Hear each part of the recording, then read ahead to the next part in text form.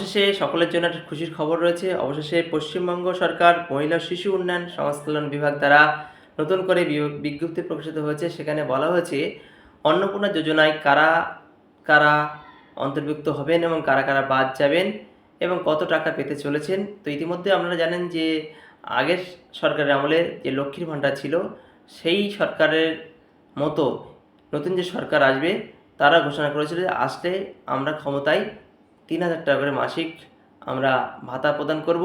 তো অবশেষে সেটির নাম দেওয়া হচ্ছে অন্নপূর্ণা যোজনা। এই অন্নপূর্ণা যোজনায় কারা কারা টাকা পাবেন এবং কারা কারা পাবেন না, কী কী যোগ্যতা মান থাকতে হবে এবং সরকারি কী কী নির্দেশিকা, সমস্ত বিষয় নিয়ে আজকের আলোচনা। অবশেষে সরকারিভাবে বিজ্ঞপ্তি প্রকাশিত হয়েছে। তো ভালোভাবে জেনে নেবেন কারা কারা অন্নপূর্ণা যোজনায় টাকা পাবেন এবং কী কী না থাকলে আমরা টাকা থেকে বঞ্চিত হবেন যোগ্যতা মান থাকা সত্ত্বেও। তো চলুন দেখে নিই। রাজ্যপাল অর্থ দ্বারা পশ্চিমবঙ্গ সরকারের অন্নপূর্ণা যোজনা নামক একটি প্রকল্প চালু করার ঘোষণা করেছেন, যার মাধ্যমে এই রাজ্যে বসবাসকারী সকল মহিলাকে নারীর ক্ষমতায়ন ও আর্থসামাজিক উন্নয়নের উদ্দেশ্যে নিম্নলিখিত শর্ত সাপেক্ষে প্রতি মাসে ৩,০০০ টাকার একটি নিশ্চিত আর্থিক সহায়তা প্রদান করা হবে বলে বিজ্ঞপ্তি দিয়েছেন। তো সেখানে কি বলা হয়েছে, সেই নারীকে বা মহিলাকে কমপক্ষে বয়স 25 হতে হবে। 25 থেকে 60 বছরের মধ্যে যারা বয়স, তারাই কিন্তু এই অন্নপূর্ণা যোজনায় নাম নথিভুক্ত করতে পারবেন, প্রথম শর্ত। দ্বিতীয় নম্বর শর্ত দেখে নেব আমরা, তিনি কেন্দ্র বা এই রাজ্যের সরকারের অধীনে কোনো বিধিবদ্ধ সংস্থা, সরকারি উদ্যোগ, পঞ্চায়েত, পৌরসভা, স্থানীয় সংস্থার অধীনে নিয়মিত বেতন, পেনশন সহ কোনো স্থায়ী সরকারি চাকরিতে এই রাজ্যে সরকারের সাহায্যপ্রাপ্ত শিক্ষা প্রতিষ্ঠানে শিক্ষক বা অশিক্ষক পদে ইত্যাদি পদে নিযুক্ত নন।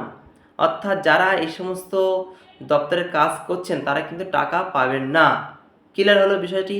আবারও বলি, তিনি কেন্দ্র রাজ্য সরকারের অধীনে কোনো সংবিধিবদ্ধ সংস্থা, সরকারি উদ্যোগ, পঞ্চায়েত, পৌরসভা, স্থানীয় সংস্থার অধীনে নিয়মিত বেতন পান বা পেনশন পান, বা কোনো স্থায়ী সরকারের চাকরিতে নিযুক্ত আছেন, বা রাজ্য সরকারের সাহায্যপ্রাপ্ত শিক্ষক বা অশিক্ষক কর্মচারী যে সমস্ত পরিবার রয়েছেন, সেই সমস্ত পরিবারের মহিলারা কিন্তু এই টাকা পাবেন না। ক্লিয়ার হলো? আচ্ছা, তারপরের পয়েন্টটা দেখে নেব, তিনি কোনো আয়কর দিচ্ছেন না, অর্থাৎ তিনি ইনকাম ট্যাক্স দিচ্ছেন না এমন সত্ত্বেও থাকতে, যদি ইনকাম ট্যাক্স দিয়ে থাকেন তাও কিন্তু আপনি টাকা পাবেন না। নির্ধারিত মাসিক ৩,০০০ টাকার আর্থিক সহায়তা ১ জুন ২০২৬ সাল থেকে ডিরেক্ট বেনিফিট ট্রান্সফার ডিবিটির মাধ্যমে সুবিধাভোগীদের নামে আধার সংযুক্ত ব্যাঙ্ক অ্যাকাউন্টে সরাসরি জমা করা হবে। এই ডিবিটি লিঙ্ক অর্থাৎ আপনার আধারের সাথে যে ব্যাঙ্ক অ্যাকাউন্টটি লিঙ্ক করা আছে সেখানে কিন্তু আপনার এই টাকাটি যাবে, অর্থাৎ টাকাটি সেখানে জমা হবে। তো সেক্ষেত্রে অনেকের দুটো ব্যাঙ্ক অ্যাকাউন্ট আছে, আমরা ডিবিটির লিঙ্ক চেক করে নেবেন, দেখে নেবেন যে কীভাবে কোন অ্যাকাউন্টে আপনার টাকা যাচ্ছে বা যাবে। তো যাদের ডিবিটির লিঙ্ক নেই তারাও কিন্তু চেক করে নিতে পারেন, যাদের ডিবিটির লিঙ্ক নেই। তো আপনারা যদি কেউ অনুগ্রহ করে বলেন তাহলে অবশ্যই ডিবিটি লিঙ্ক কীভাবে চেক করতে হবে এবং কীভাবে করতে হবে তা নিয়ে কিন্তু ভিডিও বানিয়ে দেবো। তো চলুন, আরও কিছু শর্ত রয়েছে সেগুলো আমরা দেখে নেব। লক্ষ্মীর ভাণ্ডার প্রকল্পের সকল বিদ্যমান সুবিধাভোগী অন্নপূর্ণা যোজনায় স্থানান্তরিত করা হবে। যারা যারা লক্ষ্মীর ভাণ্ডার পাচ্ছিলেন তারা কিন্তু সকলেই এই অন্নপূর্ণা ভাণ্ডারে অন্নপূর্ণা যোজনায় নিজেদের নাম অটোমেটিকভাবে চলে আসবে। তবে এসআইআর 2026 চলাকালীন এখানে একটা শর্ত উল্লেখ করেছে, এসআইআর 2026 চলাকালীন চিহ্নিত মৃত, স্থানান্তরিত ও তালিকা থেকে বাদ পড়া এবং অনুপস্থিত ভোটার খসড়া তালিকা প্রকাশের পর দ্বিতীয় তালিকা থেকে বাদ পড়া। তবে আমরা জানেন ফাইনাল লিস্ট প্রকাশ করার আগে যে খসড়া তালিকা প্রকাশিত হয়েছিল সেখানে যারা অ্যাবসেন্টিড অর্থাৎ যারা মৃত ছিল, স্থানান্তরিত ছিল, ঠিক আছে, বাদ পড়া ভোটার ছিল, তারা কিন্তু এই লিস্টে অর্থাৎ লক্ষ্মী ভাণ্ডারে যেমন পেতেন এখানে কিন্তু তারা অন্নপূর্ণা যোজনায় তারা টাকাটি পাবেন না। আরও শর্ত রয়েছে সেটা দেখে নাও। দ্বিতীয় তালিকা থেকে বাদ পড়া, বিচার বিবেচনার পর তালিকা থেকে বাদ পড়া এবং ভোটার স্লিপ বিতরণের সময় পাওয়া মৃত, অর্থাৎ বিচার বিবেচনা বলতে আমরা সাপ্লিমেন্টারি লিস্ট যেগুলো প্রকাশিত হচ্ছে সেখান থেকে যারা বাদ পড়েছেন এবং ফাইনাল লিস্ট যেটা 12 সেখান থেকে যারা বাদ পড়েছেন তারা কিন্তু টাকা পাচ্ছেন না। এবং ভোটার স্লিপ বিতরণের সময় পাওয়া মৃত স্থানান্তরিত তালিকা থেকে বাদ পড়া ভোটাররা এর অন্তর্ভুক্ত হবেন না। আমরা জানেন ভোটের আগে বিএলও আমাদের বাড়িতে বাড়িতে গিয়েছিল, সেখানে কিন্তু ভোটার স্লিপ প্রদান করা হয়েছিল। তো ভোটার স্লিপ যারা নিতে পারেননি, বিএলও সাহেব নিয়ে চলে গেছিলেন, তারাও কিন্তু এই অন্নপূর্ণা যোজনায় টাকা পাচ্ছেন না। যে সকল সুবিধাভোগী এসআর ট্রাইব্যুনাল আপিল করেছেন, যে সমস্ত ক্যান্ডিডেট অর্থাৎ মহিলা তারা আবেদন করেছেন ট্রাইব্যুনালে, কোথায় আবেদন করেছেন? ট্রাইব্যুনাল ডিলেট হয়েছেন বা সাপ্লিমেন্ট লিস্টে অ্যাডজুডিকেশন ছিল, সেখান থেকে আমরা অ্যাপিল করেছেন কোথায়? ট্রাইব্যুনালে আবেদন করেছেন, অথবা নাগরিকত্ব সংশোধন আইনের অধীনে আবেদন করেছেন। এখানে নাগরিকত্ব সংশোধন আইন মানে সিএতে যারা আবেদন করেছেন, তারা তাদের আবেদনের নিষ্পত্তি না হওয়া পর্যন্ত, যতদিন না পর্যন্ত আপনাকে পার্মানেন্ট ডিলেট করছে, ঠিক আছে, ততদিন পর্যন্ত আপনারা কিন্তু এই যে অন্নপূর্ণা যোজনায় সেখানে টাকাটা আপনারা পাবেন। একইভাবে মৃত এবং স্থানান্তরিত সুবিধাভোগীদের নাম ভবিষ্যতে নিয়মিতভাবে তালিকা থেকে বাদ দেওয়া হবে। এর মধ্যে যারা কেউ মৃত হবে, স্থানান্তরিত হবে, তারা কিন্তু নিয়মিতভাবে বাদ পড়বেন। তারপরের পয়েন্টটা দেখে নেব।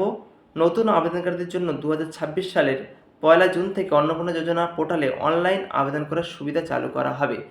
ইতিমধ্যে যারা 25 বছর বয়স হয়ে গেছে বা হবে 1 জুনে, তারা কিন্তু 1 জুন থেকে আবেদন করতে পারবেন। আরও কিছু শর্ত বলা হয়েছে, সেগুলো আমরা দেখে নেব।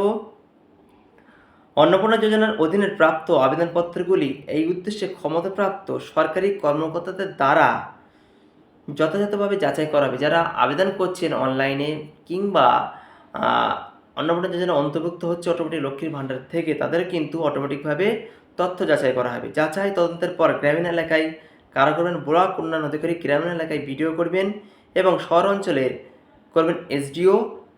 অনুমোদনের যোগ্য আবেদনকারীদের তালিকা অনলাইনে জেলা ম্যাজিস্ট্রেটের কাছে সুপারিশ করবেন, এবং আমরা যোগ্য কিনা, যারা অনলাইনে আবেদন করছেন এবং প্লাস আগে যারা নাম ছিল তারা যোগ্য কিনা, তাদের কিন্তু জেলা ম্যাজিস্ট্রেটের কাছে সুপারিশ করবেন, হ্যাঁ এরা যোগ্য।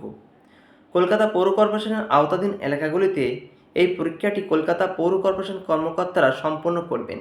তাহলে পৌরসভার যে সমস্ত কর্মকর্তা রয়েছে তারা কিন্তু এটা সম্পন্ন করবেন। অনুমোদিত মামলাগুলির তদন্ত প্রতিবেদন অন্নপূর্ণা যোজনার পোর্টালে আপলোড করা হবে।